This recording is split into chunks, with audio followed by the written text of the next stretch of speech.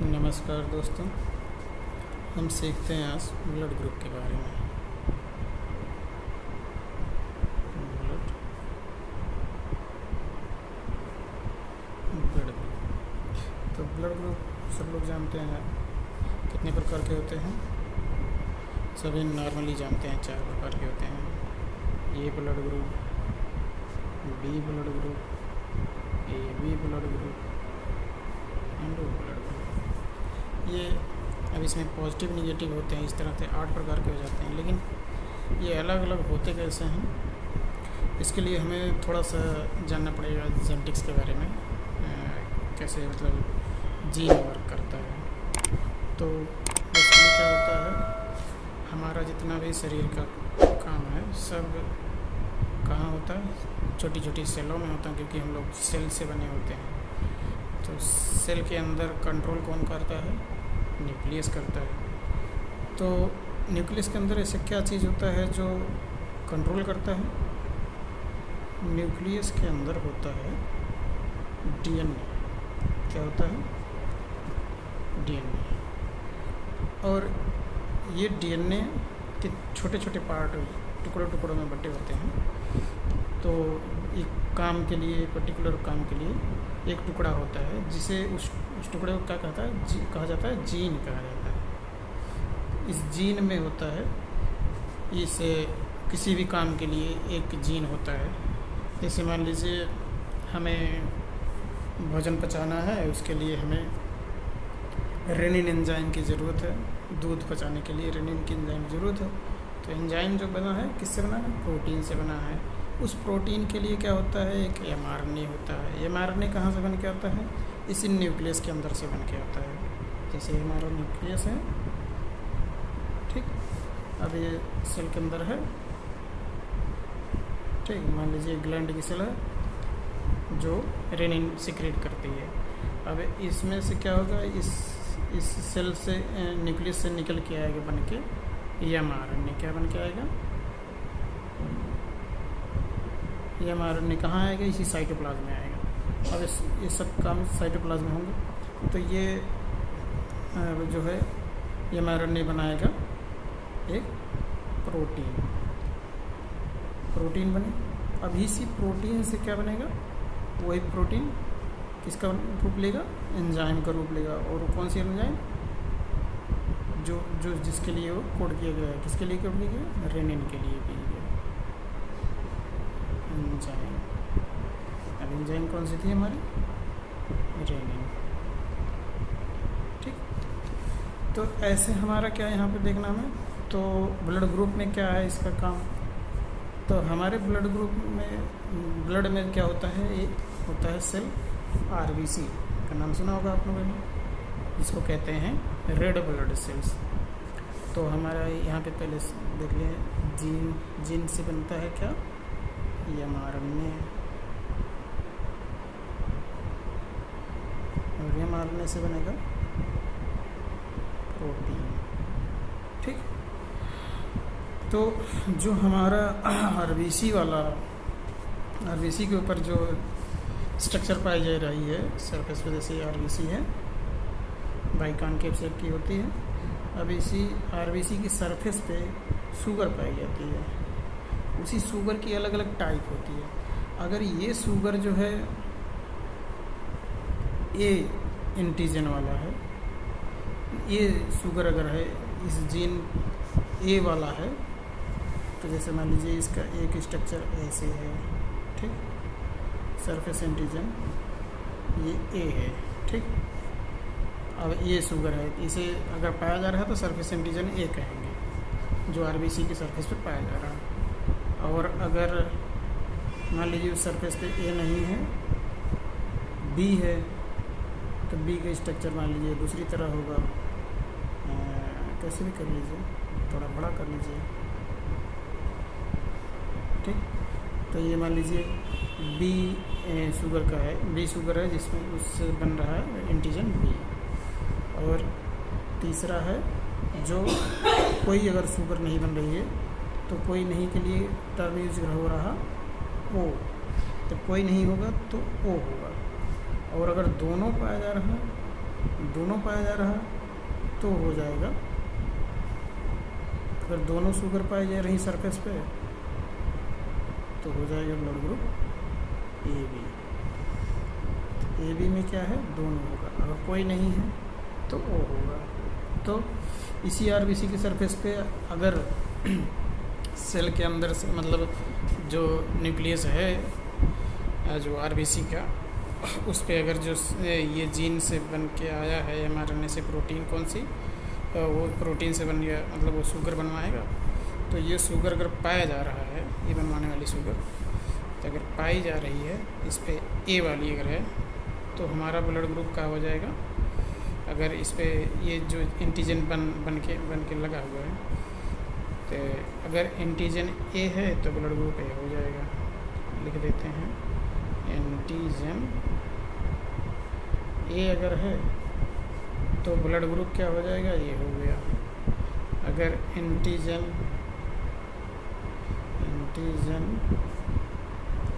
B है तो blood group B हो गया। अगर कोई एंटीजन नहीं है, कोई को नील लिखते हैं, नील है अगर तो ब्लड ग्रुप ओ हो गया। अगर दोनों है एंटीजन बोथ है, एंटीजन क्या है, ए है और बी है, दोनों है तो ब्लड ग्रुप हो जाएगा ए बी ब्लड ग्रुप। ठीक, अब ये अगर आरबीसी की सरफेस पे ये एंटीजन अगर पाए जा रहे हैं तो ब्लड ग्रुप ये सब होंगे। लेकिन अब इसमें प्लस माइनस का क्या लोचा होता है, प्लस माइनस जो होता है वो आर एच एंटीजन एक और होता है। ये तो ए बी वाला हो गया। अब एक होता है आर एच एंटीजन। अगर आर एच एंटीजन पाया जा रहा है तो कहेंगे पॉजिटिव। अगर इस सरफेस पे आरबीसी की सरफेस पे ये क्या है, RBC red blood corpuscles. Corpuscles वो सेल हैं जो फ्लो करती हैं, बहती हैं।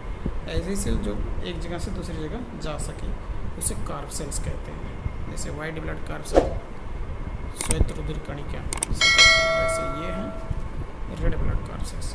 तो आर एच अगर पाया जा रहा है सरफेस पे तो पॉजिटिव उसके लिए लिखते हैं, अगर नहीं पाया जा रहा तो उसके लिए नेगेटिव लिखते हैं। जैसे मान लीजिए ब्लड ग्रुप ए वाला है, एंटीजन इस आरबीसी पाया जा रहा है। जैसे कोई आरबीसी है उस पे सरफेस पे एंटीजन ए भी है और आर एच एंटीजन भी है। मान लीजिए इसका स्ट्रक्चर हम बना दे रहे हैं, गोल गोल बना दे रहे हैं। ये मान लीजिए आर एच का जो है एंटीजन है, इस पे आर एच भी पाया गया तो ये ब्लड ग्रुप क्या हो जाएगा, ये था ये हो जाएगा ए, और इसके साथ एंटीजन ए था तो इसलिए ए हो गया, और ए भी है तो ये पॉजिटिव हो गया, तो इसको कहेंगे ए पॉजिटिव ब्लड ग्रुप। और दूसरा है अगर आरबीसी की सरफेस पे पाया जा रहा है बी वाला एंटीजन, बी वाला एंटीजन पाया गया ब्लड ग्रुप का तो ब्लड ग्रुप बी है। लेकिन अगर जो है ये क्या नाम आर एच वाला भी पाया जा रहा है तो ये हो जाएगा बी पॉजिटिव। ऐसे ही हम देखेंगे अगर ब्लड ग्रुप ए बी है, मतलब इस पे शुगर ए का भी एंटीजन है और बी का भी एंटीजन है और प्लस आर एच का भी एंटीजन है, तो ये ब्लड ग्रुप क्या हो जाएगा, ए बी वो भी पॉजिटिव हो जाएगा।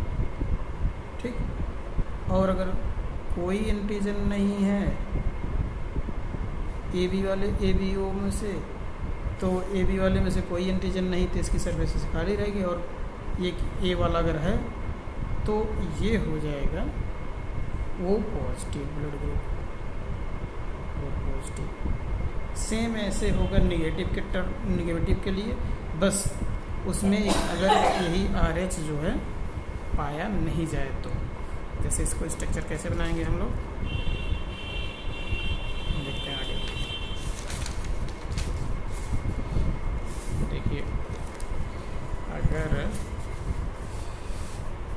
RH मान लीजिए उसमें अगर नहीं पाया जाएगा RBC की सरफेस पे, मान लीजिए ए ब्लड ग्रुप ए था, सरफेस एंटीजन ए है, इस पे RH नहीं है, तो हो जाएगा ए नेगेटिव। और ऐसे ही अगर बी पाया जा रहा है और इस पे शुगर खाली बी वाला है, RH वाला नहीं है, तो ये हो गया बी नेगेटिव। और ऐसे सेम अगर ए बी शुगर वाली एंटीजन का ही पाए जा रहे हैं, ये वाला और बी वाला, तो ये ब्लड ग्रुप हो गया ए बी नेगेटिव, मतलब RH वाला नहीं पाया जा रहा। और ऐसे ही शुगर पे अगर जो है कोई शुगर नहीं है, ये ब्लड ग्रुप जो है ए RBC जो है, इस पर क्या है, कोई शुगर नहीं पाई जा रही है, मतलब ना तो एंटीजन वाली, ना तो ए एंटीजन है, ना बी एंटीजन है, ना RH ही है, तो ये हो जाएगा ओ नेगेटिव। तो ओ नेगेटिव ब्लड ग्रुप देखिए, इस पर कोई एंटीजन नहीं पाया जा रहा, तो इसीलिए इसे कहते हैं। अभी जैसे किसी को ब्लड अगर देना, जिसका ब्लड ओ नेगेटिव वाला, तो वो सबको ब्लड दे सकता है, इसमें कोई दिक्कत नहीं कोलैबोरेशन की। तो नहीं तो क्या होता है, अगर जैसे अब अगर ब्लड ग्रुप ए वाले को बी वाला चढ़ा दिया जाए, तो उसमें क्या होगा, इसमें दिक्कत ये हो जाएगी, मतलब इस पर सरफेस एंटीजन बी है और उस पर ए है, तो इसके पास क्या होगा, एंटीबॉडी अलग उसके अपोजिट होगी, एंटीबॉडी पाई जाती है ना ब्लड में, तो एंटीजन के अगेंस्ट एंटीबॉडी पाई जाती है, जैसे उसको पहचानने के लिए। तो नहीं तो इसकी पहचान एंटीजन ए से हो रही है, इसकी पहचान एंटीजन बी से हो रही है, इसकी ए बी से हो रही है, इसकी किसी नहीं से हो रही, ठीक। तो ऐसे ये पहचान होता है, सरफेस जो एंटीजन पाया जा रहा है, उस सेल को पहचानने के लिए एंटीजन होते हैं। और अगर वो पहचान नहीं हो रहा, तो उसके अगेंस्ट शरीर में एंटीबॉडी बनी होती है उसको मारने के लिए। तो जैसे ब्लड ग्रुप ए है, तो उसके अगेंस्ट बॉडी रहती है बी वाली। तो अगर एंटीजन ब्लड ग्रुप ए है, तो ए वाले को पहचान लेगा, तो बी वाला आएगा तो उसको मारेगा, लेकिन ए वाले को नहीं मारेगा वो। ऐसे क्या होता है, ऐसे सब में होता है, जिसके वाला है उसके अगेंस्ट एंटीबॉडी बना के रखे रहते हैं, अगर दूसरा वाला आएगा तो उसको मार देगा। अब जो है ओ नेगेटिव जो है, इस पर कोई एंटीजन नहीं, इसलिए कोई दिक्कत नहीं होती, ये ब्लड ग्रुप सबको दिया जा सकता है। तो ओ नेगेटिव को कहते हैं यूनिवर्सल डोनर, सर्वदाता, मतलब सबको ये ब्लड दे सकते हैं। क्या होते हैं,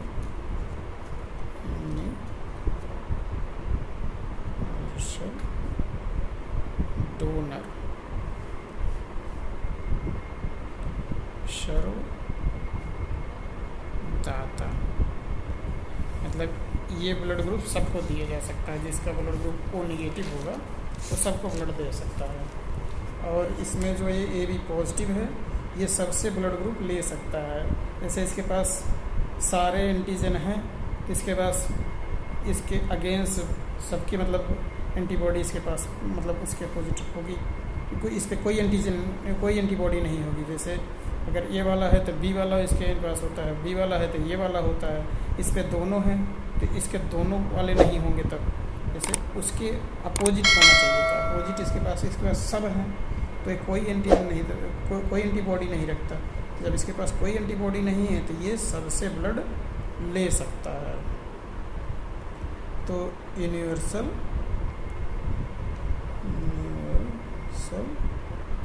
रिसिपिएंट होता है, रेसिपिएंट